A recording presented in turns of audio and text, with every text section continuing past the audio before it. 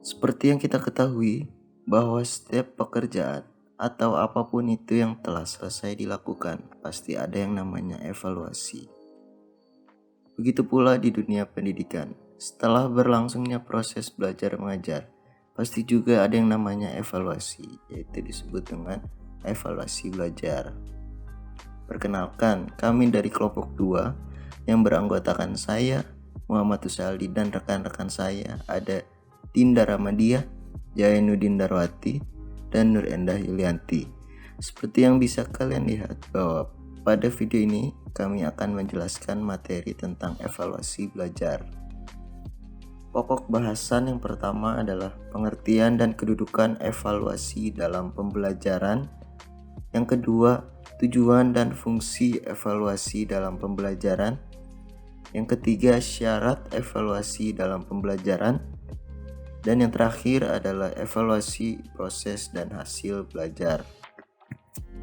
Baik, untuk pengertian dan kedudukan evaluasi dalam pembelajaran.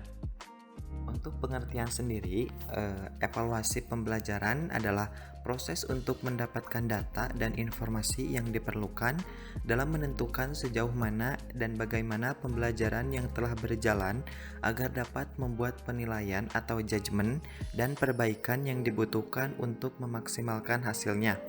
Kemudian, evaluasi adalah suatu proses, bukan suatu hasil. Evaluasi merupakan salah satu komponen penting dan tahap yang harus ditempuh oleh guru untuk mengetahui keefektifan pembelajaran.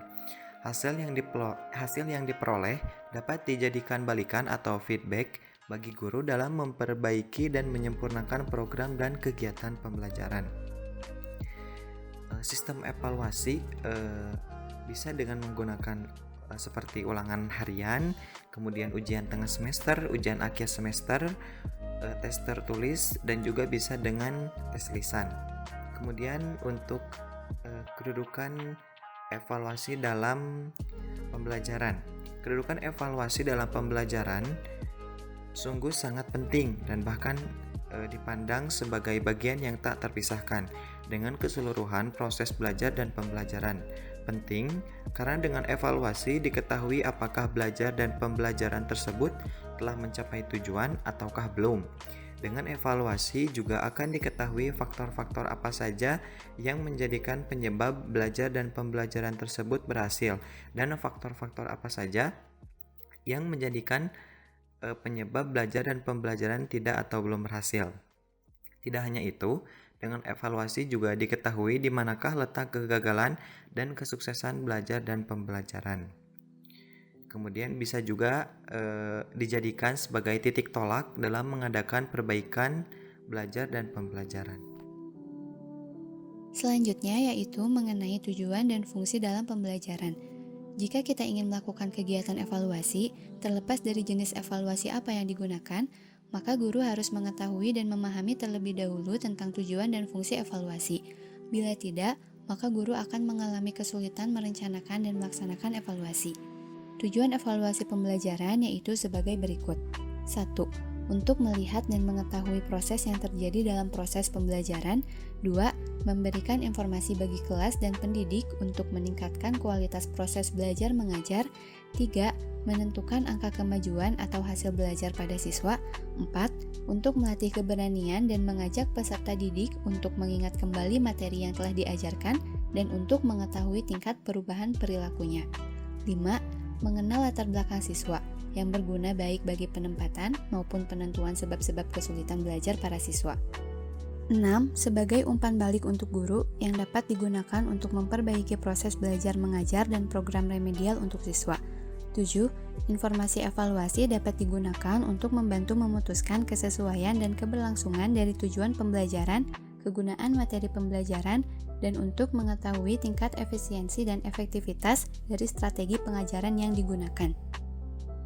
Pentingnya evaluasi dalam pembelajaran juga dapat dilihat dari fungsi atau kegunaan yang dimilikinya. Menurut Arifin, tahun 2017, halaman 15, fungsi atau kegunaan yang dimiliki oleh evaluasi pembelajaran adalah sebagai berikut. 1. Fungsi formatif, yakni untuk memberikan umpan balik kepada guru sebagai dasar untuk memperbaiki proses pembelajaran dan mengadakan program remedial jika diperlukan bagi peserta didik. 2. Fungsi sumatif, yaitu menentukan nilai kemajuan atau hasil belajar peserta didik dalam mata pelajaran tertentu sebagai bahan untuk memberikan laporan kepada berbagai pihak, penentuan kenaikan kelas, dan penentuan lulus tidaknya peserta didik. 3. Fungsi diagnostik, yakni untuk memahami latar belakang meliputi latar psikologis, fisik, dan lingkungan peserta didik yang mengalami kesulitan belajar yang hasilnya dapat digunakan sebagai dasar dalam memecahkan kesulitan-kesulitan tersebut. 4.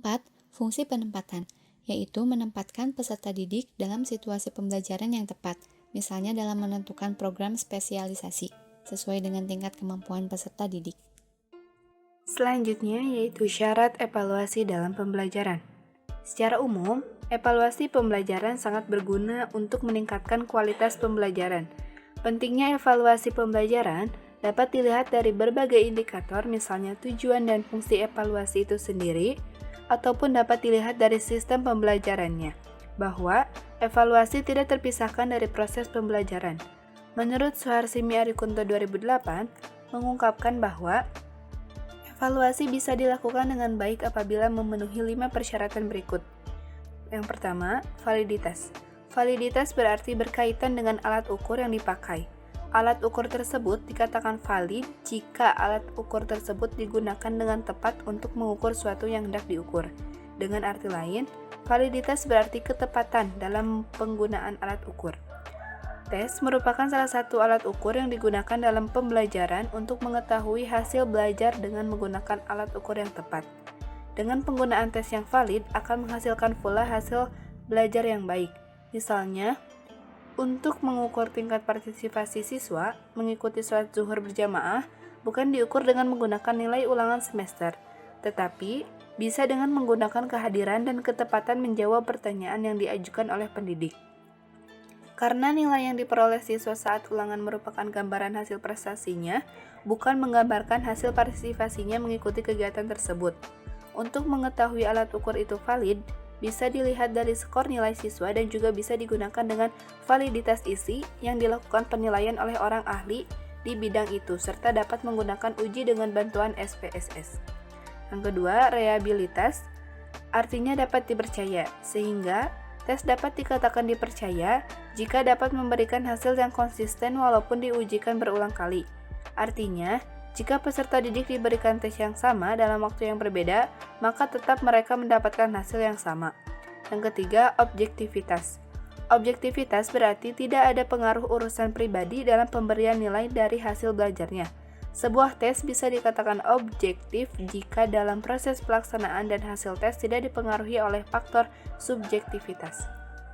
Yang keempat, praktikabilitas. Dalam sebuah tes, dikatakan praktikabilitas apabila tes tersebut dilakukan dengan praktis dan mudah dengan pengadministrasiannya.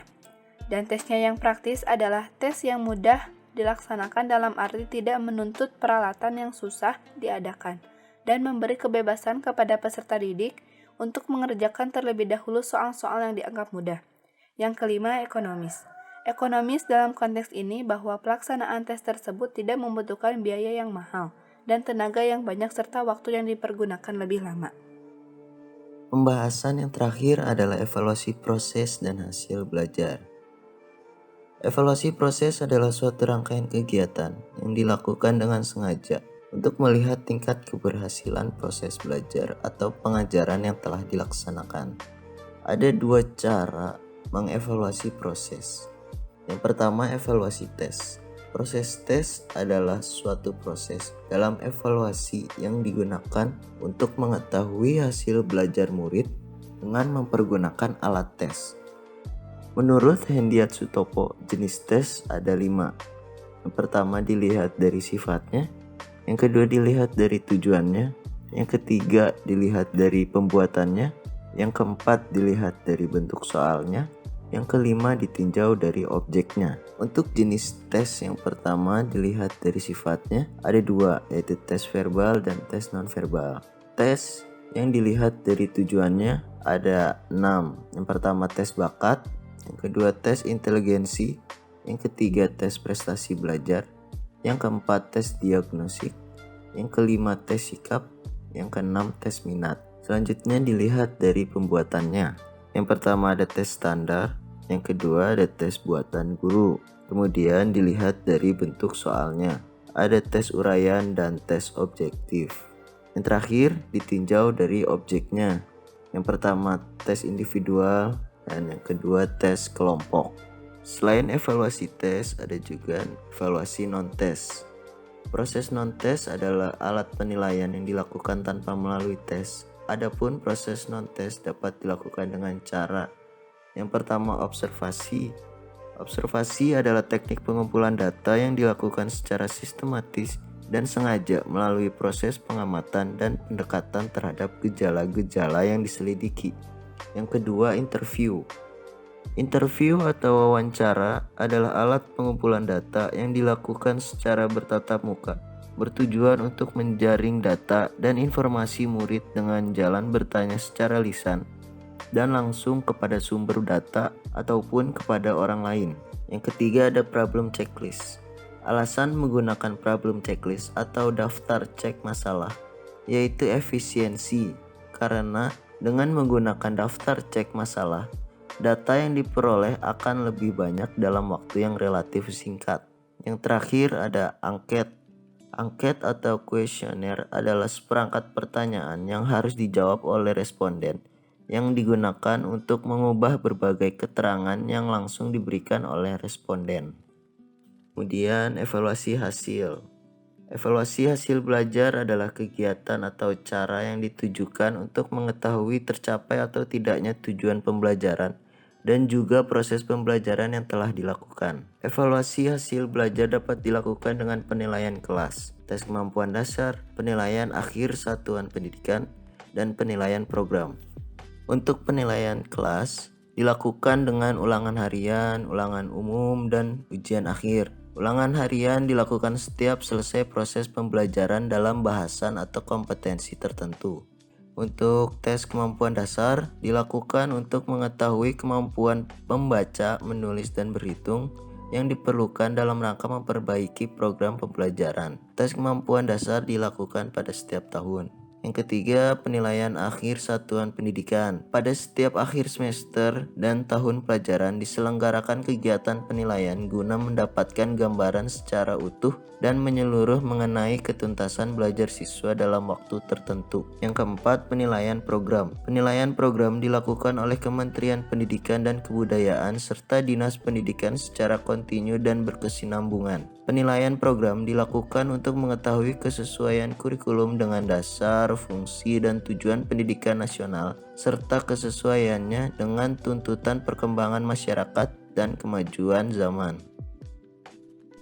Sekian video penjelasan materi dari kami. Semoga dapat menambah ilmu untuk kita semua.